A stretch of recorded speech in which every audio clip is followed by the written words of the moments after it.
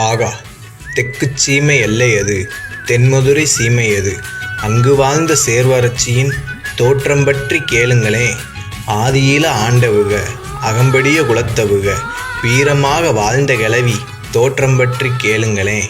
கண்டாங்கி எடுத்து சுத்தி பின்னாடி கொசவம் வச்சு, மண்ண ஒரசு மயிர அள்ளி அள்ளி முடிஞ்ச கொண்ட போட்டு, மணக்கும் மல்லிகைய கொண்டையில பூ முடிஞ்சு, மலக்கோண சந்தனத்தை நெத்தியில மணக்க பூசி, வட்ட நல்ல குங்கும பொட்டு குலையாம நெத்தியிலிட்டு, கீறி விட்டு காது வளர்த்து கனமான தண்டட்டி போட்டு, கழுத்தை ஒட்டி கல்லு வச்ச சங்கிலியும் நீளமான ரெட்டவட சங்கிலியும் கழுத்து நிறைய போட்டுக்கிட்டு, மூக்குல 2 மூக்குத்தி மின்ன காலுக்கழகா கொலுசு போட்டு, விரலுக்கேத்த மிஞ்சி மாட்டி கைக்கு 2 தங்க வளைவி போட்டு, செதிக்க வச்ச சிலையாக இருப்பவளாம் இந்த அகம்பிடிச்சி.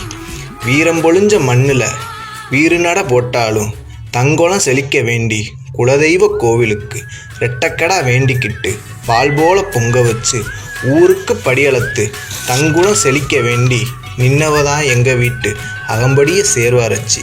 நன்றி, வணக்கம்.